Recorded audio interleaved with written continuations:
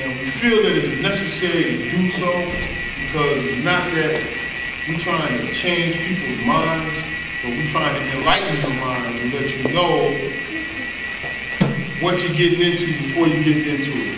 Or if you're already into it, to let you know what you're doing, maybe even let you know why you're doing what you're doing.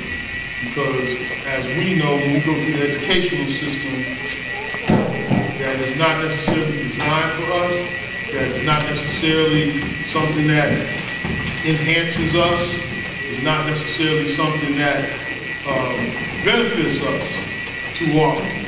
So therefore, sometimes we have to go and we have to reach into our resources and try to help others.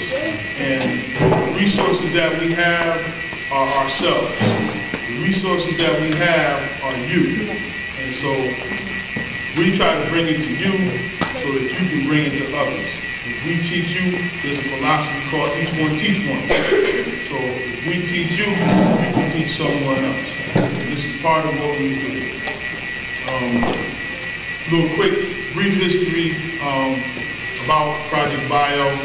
It was founded 4 years ago, October 2005, when three of us that are here today, myself, Brother Tyrone, Brother Jasper, went down to the 10th anniversary of the Million Man March down in Washington, D.C.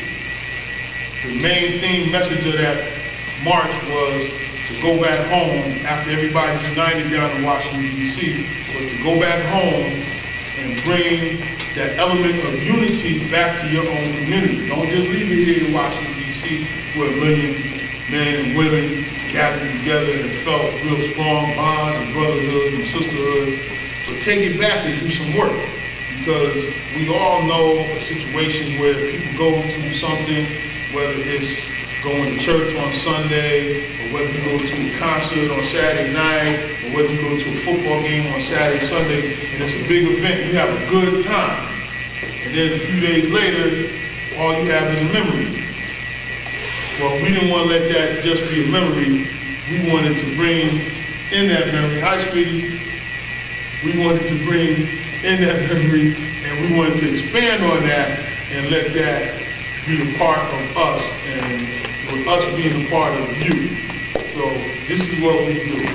Now, as we get started here, we also don't want you to sit on your hands and just sit there and I'm just going to sit here and talk. Brother Tyrone and Brother Jasper are going to sit here and talk.